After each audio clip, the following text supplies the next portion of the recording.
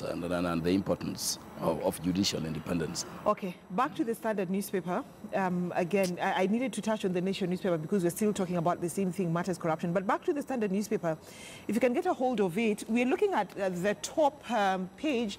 We're talking about another corruption scandal. From NYS to the dam scandal, now we're talking about 3.3 billion shilling scandal when it comes to building of the fence, when it comes to the fight against corruption. And the questions are being asked. It is a shame of 10 kilometers wall that cost 3.3 billion shillings. So they're saying that every 10 kilometer costs about 300 million shillings. So it begs the question, where are we heading to as a nation?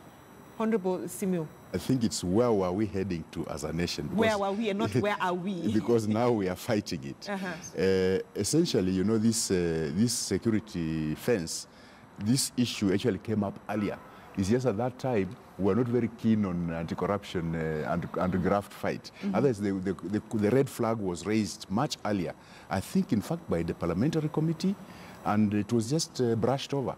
Now it's good it has come out, because obviously, the explanations then given that this was a security installation, and it also, apart from building the wall itself, the fence itself, it involved keeping security people on watch there, feeding them and things. Funny explanations like those, as if they did, those security people didn't have a budget before for sustaining them. So this is something that, to me, is good it has come out into the public domain, because it was there. Earlier on, the red flag was raised, but nothing was being done. We are happy that it's now coming out in the open, and we need to unearth all these things, all these things that have been papered over, so that we can get hold of the culprits and take action. Because so far, nobody, and I repeat, nobody has yet been convicted of any of these things. Okay, and Honorable Mabonga, I mean, this fence is not an electric fence. It is not an electric fence at all. It's barbed wire fence and the cement poles. And and the government is coming out to tell Kenyans it's going to cost 3.3 billion shillings. It's interesting to hear some of these things, and very annoying. And my friend has just alluded that some of things are heard of in some of these countries that are well developed. If today you hear somebody like Trump is involved in just a minor allegation of corruption, or even his minister, I can assure you the entire government will go home. But here we are talking of an ordinary fence, which I also have at home, honestly. And looking at the amount involved, just the other day they were saying they have no money even to pay the nurses, they have no money to pay the teachers, they have no money, all these things, and they're happening now. I would suggest that as much as we are talking about these things, Brenda, we need proper briefing. I don't think there is any harm, Wakili, where DCI with his team, he comes and updates the nation so that we do not have a lot of speculations.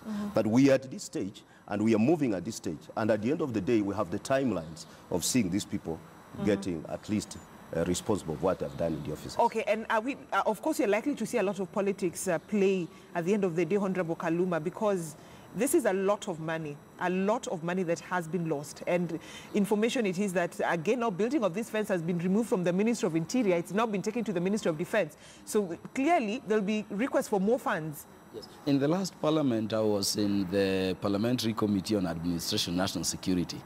And I remember internally there was a very big battle as to whether we would allow this budget. And then you remember at that time we were very, divided.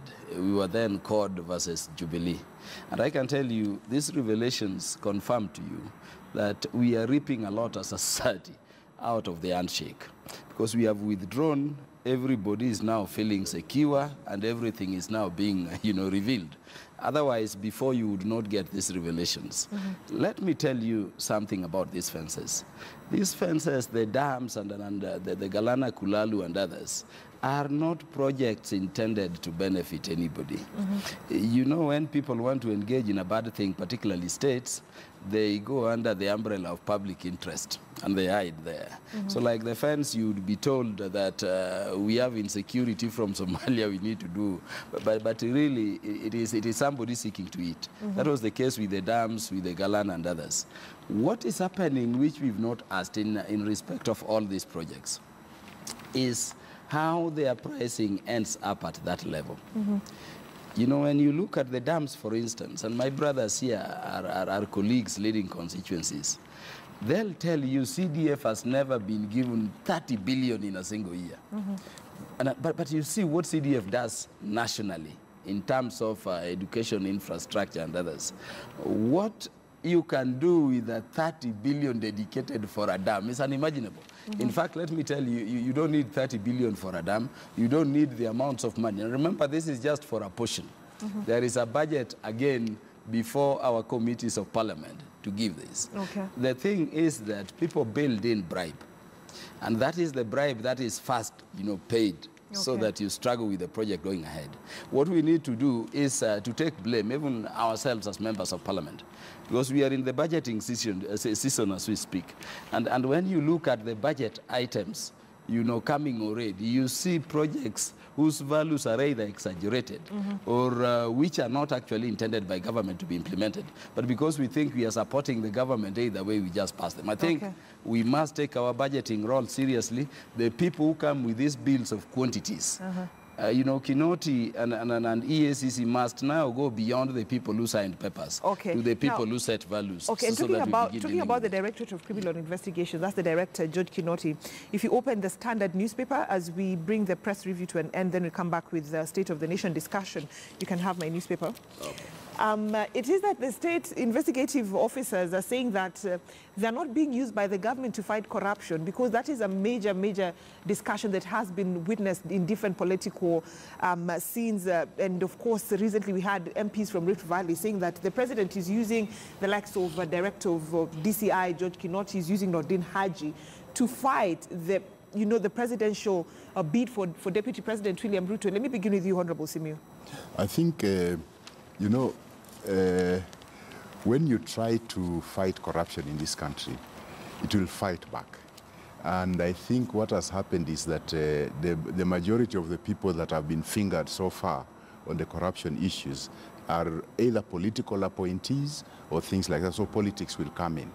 But essentially saying that DCI or EACC are being used to fight political wars, it's also an excuse to try and sanitize the people being accused.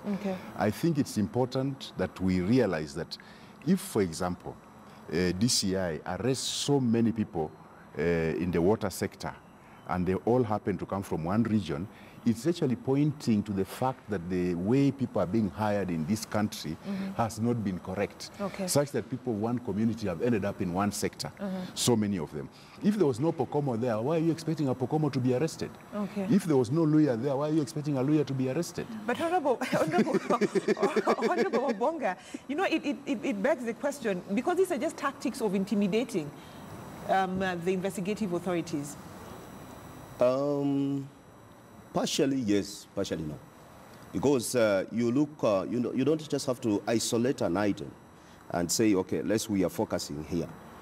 But my view on this, they're doing good job so far. But the only problem is actually what I can take you back, what I had just said. The problem that a case comes up, like this one on the fence, they remain quiet. The public starts speculating what is happening. And as my friend has said, okay, maybe one tribe is involved because because of tribalism, they're in that ministry. The DCI and his team, EACC, they're not coming to brief us exactly at every stage they're moving.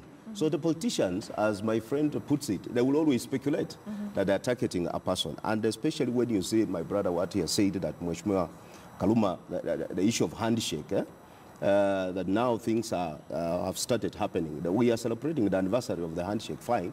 But indeed, even in handshake itself, you can see some sense of corruption. There is a body called Building Bridges. This body that has no even legal framework, but yet they are using the exchequer money.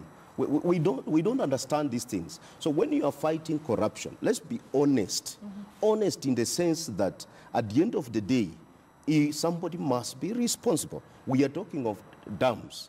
I'm telling you, at the end of the day, you will realize they were just chasing hot air, because nobody specifically that will be pointed that this person is actually involved. Yeah, because it takes so long. When you take so long in such a investigation, 6 months down the line, nothing. You are just leaving people to speculate. And another talk corruption about it. scandal comes Another out. corruption scandal. Now they will shift their focus to this without telling us what has happened. Okay, Honorable Kaluma. You know, my brother has details of the dam again, and you can listen to him. He's telling you nobody will be. I don't know whether he's sitting on the desk of Kinoti or what is happening. But my thinking is that let us allow corruption to be fought. Kenyans have to be alert. When you want to either kill or bury the fight against corruption, you politicize it, you ethnicize it, and people then still fear. What I can tell my brother is that I've known Kinoti for quite some time, and I don't know him to be a person who is easily intimidated. Those intimidations can go to EACC and others. And as Justice and Legal Affairs, I think we are doing everything we can do to strengthen EACC. I've among others, in a legislative proposal, proposed that we give EACC powers to prosecute, so that once they investigate, they are not subjected to, you know, approval in terms of prosecution by the DPP. They can have a few cases like serious fraud office and proceed, you know, to prosecute them. But very few cases. But corruption must be fight, and I think we need to fight it because we are losing a lot of money. Let me just cut you short. You're just missing my point. He has just missed my point. Let me just cut you short, Honorable Mabonga, because you're coming back with the state of the nation discussion, and of course we'll still be handling matters corruption. Then you can respond to what Honorable Kaluma has said. Of course, we are talking to 3 different members of parliament. We have Mwambu Mabonga, who is also Bumula member of parliament, and of course Tongaren member of parliament, Eseli Simiu, and Homa Bay Town member of parliament, Peter Kaluma, talking about press review. But when we come back, we shall be handling matters state of the nation.